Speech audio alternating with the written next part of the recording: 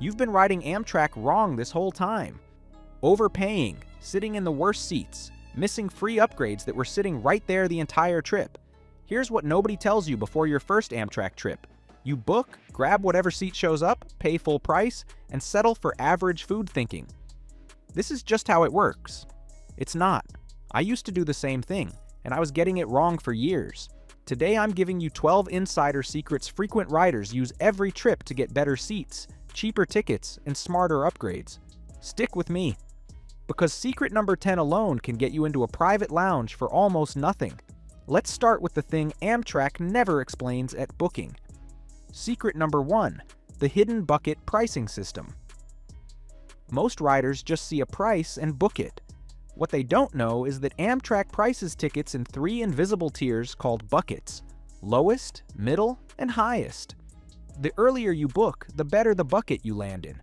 You can actually lock in tickets up to 11 months in advance. Here's the move most people miss entirely. If the price looks high today, check back on Thursday or Friday. People cancel midweek, and those cheaper lower bucket seats reopen. Most riders never try again after seeing a high price. One callback changes everything. Pro tip: saver fares sell out fast on popular routes. Set a reminder for 6 months out and book before the summer crowd even starts thinking about it. Secret number 2, BidUp is a cheat code nobody uses. Here's one that feels almost unfair once you know it. Amtrak has a program called BidUp. You place a bid on unsold premium seats right before departure. We're talking business class, Acela first class, private roomettes, full bedrooms. Bids have gone as low as $21 for a business class upgrade. 4 days before your trip, the Amtrak app sends a notification. You go to amtrak.com/bidup, enter your reservation, and bid. The system tells you if your offer rates as poor, fair, good, or excellent. Best odds are on weekday travel, off-peak routes, and January trips when trains aren't full. One catch nobody mentions up front: once your bid is accepted, your ticket becomes fully non-refundable, even if you originally had a flexible fare. Know that before you bid. I once asked a regular Amtrak commuter how she always ends up in business class. She just laughed and said BidUp every time. I had no idea what she was talking about. If this is already saving you money, hit that like and subscribe. Most people never learn this stuff. Online booking feels smart, but it hides better seats, cheaper fares, and upgrades. Secret number 3, call Amtrak. Don't just click. Booking online feels easier, but it hides a lot. When you call 1-800-USA-RAIL, a phone agent can tell you the actual room number in a sleeper car, walk you through bucket tiers, explain real seat positions, and flag things the website just doesn't surface. The catch? Agents vary wildly. Some are incredible. Some are having a bad day and barely help. If the first agent isn't giving you what you need, hang up and call back. A different agent has genuinely saved people hundreds of dollars on the same trip. Payoff line. The phone is the insider's booking tool. Most people don't even know it's an option. Secret number 4, upper deck isn't always better. This is where most people mess up. Everyone assumes the upper level is the upgrade. And sure, better views during the day, more light, nicer feel. But for an overnight trip, upper level can wreck your sleep. Passengers can only move between cars on the upper level, so foot traffic runs through all night long. The rowdy crowd almost always ends up there too. Lower level is quieter, less foot traffic, and the track noise actually helps mask other sounds. Ask your conductor to seat you in the back row, far from the door. Nobody walks past you all night. You'll actually sleep. Pro tip: lower level also has more bathrooms and a shower. Upper level has neither. Secret number 5, your seat has power, use it. This one surprised me the most. On virtually every long-distance Amtrak train, coach seats have electrical outlets. Most passengers discover this halfway through the trip, but here's the move that takes it further. Bring a travel immersion coil heater. Plug it in, heat water right at your seat, and you've got hot soup, instant noodles, or a real coffee for the whole journey without paying cafe prices. One rule though, don't bring tuna, hard-boiled eggs, or anything pungent. An enclosed train car is an unforgiving space, and your fellow passengers will absolutely remember you. Not in a good way. Payoff line. Your seat is basically a tiny kitchen. pack accordingly. Secret number 6. Guest rewards is free money. You're ignoring. Almost nobody uses this properly. If you're not in Amtrak guest rewards, you're leaving real value behind on every trip. It's free to join. You earn 2 points per dollar spent on Amtrak, and points are worth about 2.67 cents each, redeemable directly for travel. Most people chase airline miles and never think about train loyalty. That's a mistake. The Amtrak Preferred MasterCard goes even further.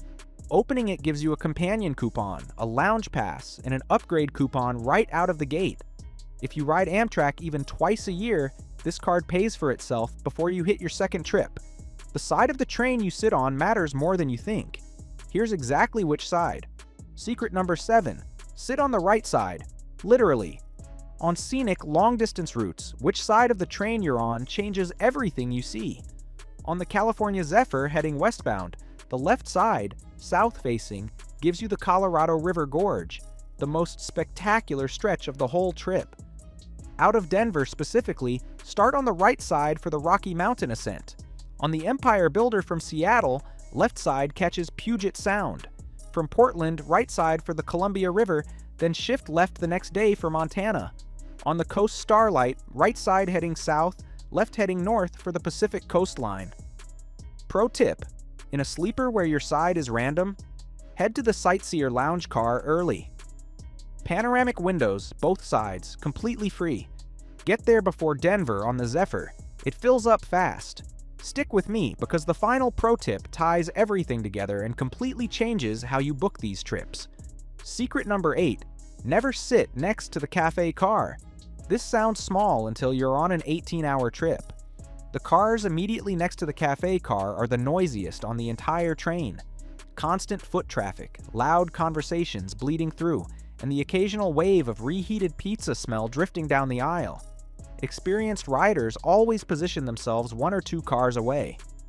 Close enough to walk over easily, far enough to actually relax. On overnight trains, the cafe area becomes the social hub for the whole train, so those adjacent cars never really quiet down. Ask your conductor which car is which the moment you board. A friend took the California Zephyr last spring and said the ride was awful. Turns out she was in the car directly next to the cafe the entire 51 hours. 1 car back and the whole trip would have been different. There's a free quiet zone on your train right now. Most people stumble into it by accident. Secret number 9. The quiet car is free and nobody finds it. The quiet car exists on Northeast Regional, Acela, Keystone Service, Hiawatha, Blue Water, and select other trains. No phone calls, no loud conversations, low overhead lighting. It's basically a moving library, and there's 0 extra charge to sit there. The problem is Amtrak doesn't announce it at boarding. On Northeast Regional, it's usually the first or last coach car. On Acela, it's always car 2. You have to know to look for the symbol or just ask your conductor. Conductors enforce it seriously too. Polite reminder, then you move, then you're off at the next stop. Board early. It fills up fast with people who already know exactly what this car is. There's a private lounge at major Amtrak stations. Most passengers walk right past it. Secret number 10. The Metropolitan Lounge. Nobody talks about 7 major stations have private Amtrak lounges. Boston, Chicago, Los Angeles, New York, Philadelphia, Portland, Washington, D.C. Private restrooms, snacks, beverages, comfortable seating, ticketing help. Most passengers walk straight past the entrance without a second glance. Here's how to get in without a first-class ticket. Redeem just 1,500 guest rewards points for a single visit pass. Or pay $35 cash at most locations, $50 in New York. Business class passengers can buy day passes at Chicago, Philadelphia, and Boston too. Sitting in a calm lounge with a real coffee before a long trip is a completely different start to the journey. Amtrak's baggage policy quietly destroys every airline. Here's what you're actually allowed. Secret number 11. Amtrak's baggage policy destroys airlines. Every single Amtrak passenger gets 2 free carry-ons, up to 50 pounds each, 28 by 22 by 14 inches, plus a personal item, plus 2 free checked bags. That's 6 total pieces per person at no charge. Airlines charge $30 to $40 per bag for half that allowance. The enforcement on Amtrak is also far more relaxed than flying. One thing to do regardless: tag every bag with your name and phone number. Amtrak doesn't track bags the way airlines do. If something gets separated during a connection, a simple tag is your only way to get it back. Also, luggage storage is available at most major stations for $10 per item per day. Genuinely useful for long layovers. Secret number 12. Board early, win every time. Here's the move that ties everything else together. Boarding gates at most stations are only posted 15 minutes before departure. The people who consistently land the best seats, that be window seats in the quiet car, back row lower level, south side scenic seats, are already watching the board and moving the moment the gate opens. Download the Amtrak app, turn on trip updates notifications, and you'll get automatic gate and track alerts before most passengers even look up from their phones. That 10-minute head start is the difference between a quiet window seat and a middle spot in a noisy coach next to the cafe. Every single time. Final pro tip. Here's the move that ties everything together. Call Amtrak on Thursday, ask for the lowest bucket fare, and lock it in. Immediately join guest rewards. 4 days before departure, check BidUp and place a moderate bid on a roomette for an off-peak train. That simple chain, low fare, points, upgrade, can get you a private room with meals for less than most people pay for a last-minute coach seat. The gap between an average Amtrak trip and a genuinely great one isn't money. It's just knowing the system. Now you do. Drop your biggest "I didn't know that" moment in the comments. I read every single one. Like this, if it saved you money, subscribe so you don't miss what's coming next. See you there.